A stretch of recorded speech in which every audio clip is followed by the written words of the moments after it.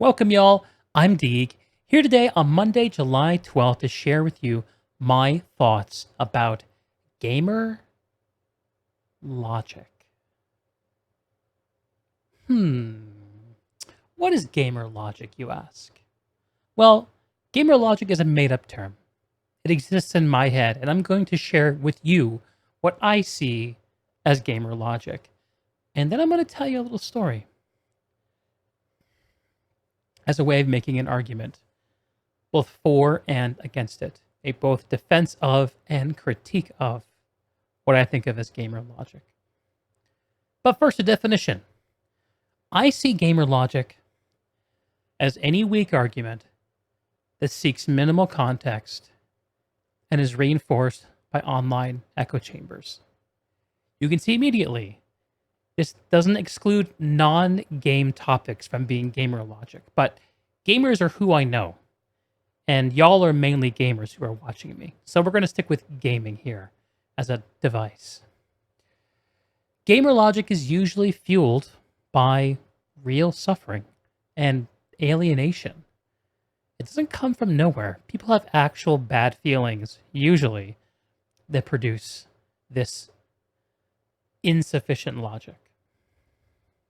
A purveyor of gamer logic may be quick to blame others for problems, especially game developers, and slow to accept responsibility for play habits that cause bad feelings. They will often, as most do, seek out opinions that validate them and deny credibility to those who disagree. That's it. We're going to stick with a light definition of gamer logic. Just want to get that out of the way. Now, this topic of gamer logic was actually inspired by a Reddit post, which I'm sure is an experience that all of y'all have shared with me. You read a Reddit post and you think, oh, this person is missing some important context. They're impassioned, and I'm sure all their friends agree with them, but they couldn't be more wrong because of their small worldview. But instead of appealing to the specifics of that post or any other, what I'm going to do today is make an argument to the heart of what I see happening when I see gamer logic posted on social media. And to make that argument, I'd like to introduce everyone to Joey. So let's tell the story of Joey the gamer. Joey loves video games. Been playing them since he was a kid.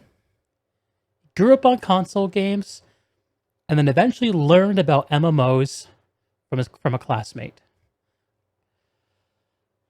He loves MMOs. The social aspect is great, especially because it helps him with his IRL social awkwardness.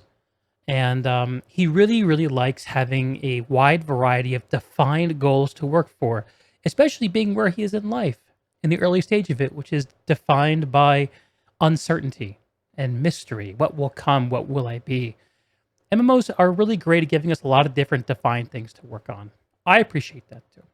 Anyway, sorry, the story.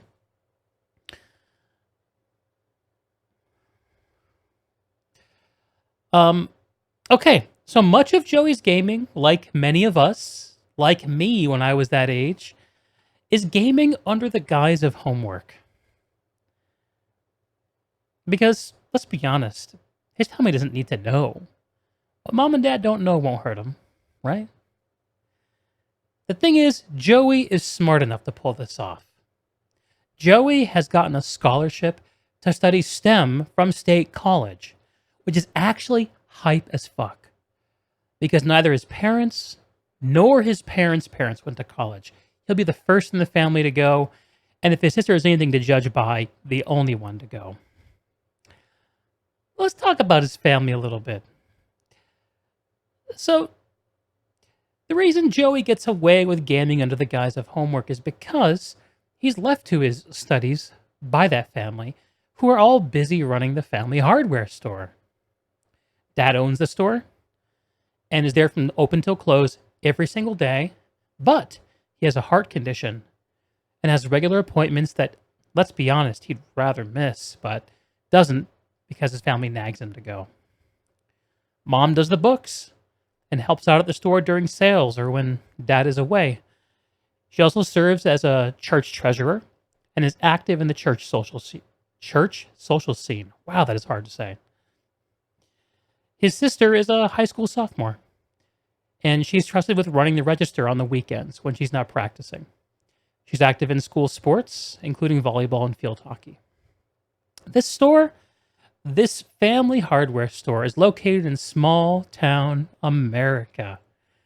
The most exciting thing to happen to it was a series of minor burglaries that happened when Joey was a high school junior. Believed by his father to have been committed by immigrants crossing the state border. This isn't known for sure. This is a suspicion his father has. Although Joey has done some detective work by studying Netflix and has determined that the supplies taken were consistent with those needed to create a meth lab, which he knows from watching Breaking Bad. So there's that. All in all, the family feels lucky to have a stable business outside the city where the air is clean and they can breathe. And one day, Dad hopes to leave the store to one of his kids. Now, Joey goes to college. And without his family around, who he's really used to being up in his stuff, Joey starts feeling isolated and begins spending more time on social media, as you do. He's subbed to his favorite game subreddit and is an active commenter. What does Joey say on the subreddit? Well, Joey hates microtransactions and yearns for the days of MMOs that didn't have them.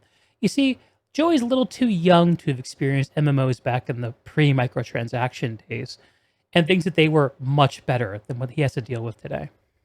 He loves debating class balance and actively switches classes to play whatever is considered best, patch by patch.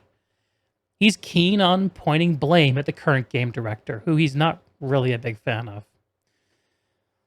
So, when he's not on Reddit and when he's not in class, Joey's also becoming active on the college intranet, specifically on a Reddit-like discussion board exclusive to the college, where he can discuss campus and social issues with his classmates. One of the largest issues being discussed there is about the immigration crisis in America.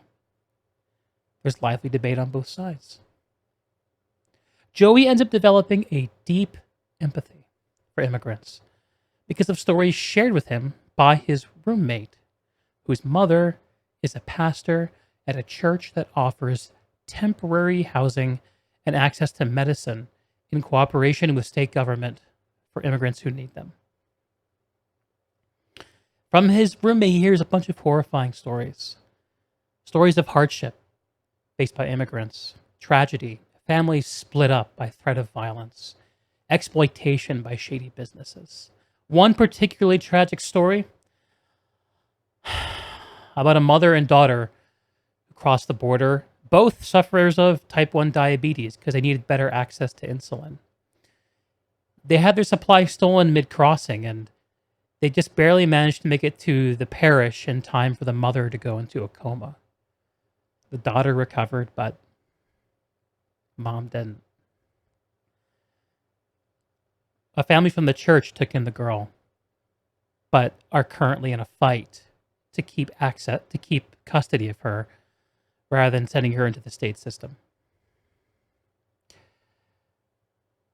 After hearing all these stories, Joey forms an opinion that despite whatever issues are being caused, burglaries, whatever else is going on, what's fundamentally needed is for us to give help to these people in some way. So, first semester ends. Ding ding, exams are over. Joey's coming home for Christmas. And surprised to learn that the store suffered another rash of break-ins. Dad's had window bars and expensive video monitoring systems installed in the store. And his dad hates this. He really hates this. His dad says that the immigrants have dragged the family down into the ghetto and is talking about buying a gun. Mom's discussed the issue with church families. She believes that the immigrants feel emboldened by the way state government and local churches are bending over backwards to enable the bad behavior. The sister is young and she's just kind of scared. She's not running the register anymore on the weekends. Mom and dad restricted her to sporting events only where one of them can sit in attendance, just to be careful. Of course, the issue comes to a head at family dinner, as issues often do in families.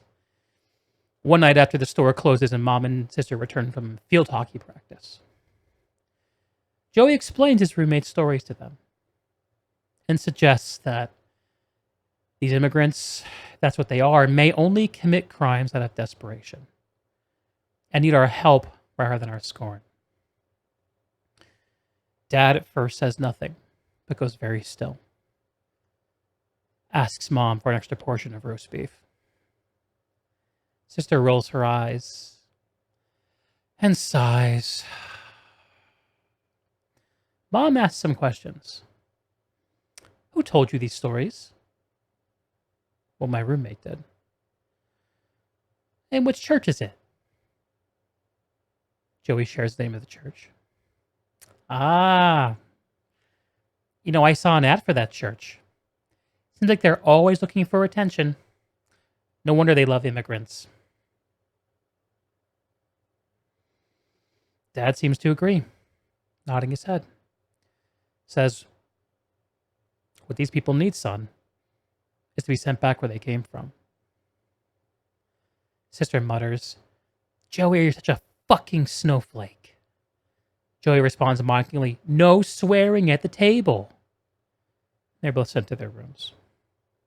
Probably for the best.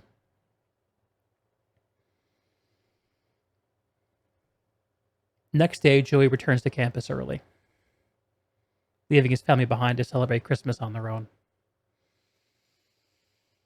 When he gets back to his dorm room, no one's around. No one he usually bounces off of is there. His roommate's gone. He sits down to do some gaming, as you do, to relax. He wants to play the new raid that just came out, that he couldn't touch because of exams and before. He feels mad and alienated about the family situation. Who wouldn't? He needs to blow off some steam. When he logs in, there's already a guild run going and they're full. They don't really want to do subs because they're pushing progression. He tries to find a pug group and to at least try the raid, but it's just taking forever.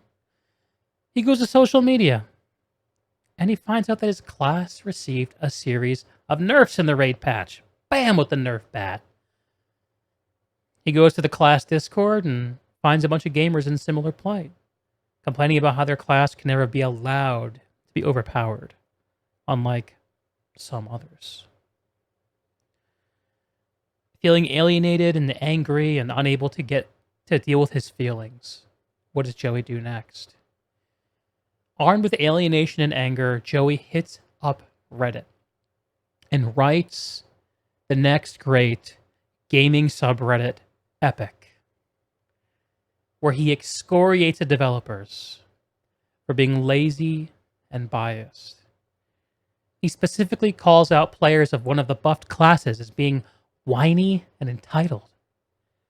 Asserts that anyone playing that class is trash, with trash tier opinions.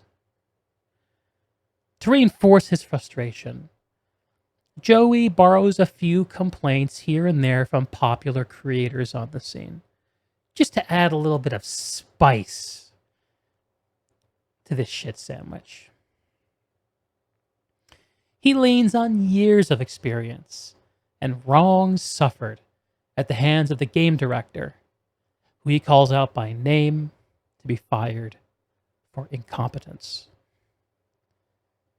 And the post gets upvoted to the moon, baby. He's tapped into gamer anger, a potent weapon. Meanwhile, somewhere a few states away, a senior raid designer who helped out with balancing issues on nights and weekends so the game studio could deliver the password for the holidays. Pulls up his phone to check Reddit while he's on the bus home from work. It's 8:30 p.m. He sees a highly upvoted post regarding his content. Excitedly opens it up to read it. It's Joey's thread. Despite knowing better, despite their work being attributed to someone else, and while earnestly trying to discount Reddit for just being Reddit, the designer's shoulders slump. He turns off his phone, sits quietly, staring at the seat back. After multiple 100-hour work weeks, he shouldn't care. But he does. His stop arrives. Surprise. His wife's there to meet him. This is a rare treat. Usually he has to walk home from the park and ride the few blocks to their apartment. But it turns out she got out of work early and figured she'd whisk him away for dinner at their favorite pizza place. He scowls. She asks him, "What's wrong?" The designer checks himself, shrugs heavily, and reluctantly admits, "Oh, just Reddit being Reddit." His wife squeezes out a smile full of empathy and hugs him. Back at school, Joey is re-rolling, listening to music, and thinking about how small his family's worldview seems to be now that he's in college. How can they so easily discount his opinion? How can they so easily disregard human suffering? How can they be so satisfied by such a small worldview? How can they not see the echo chamber they're in?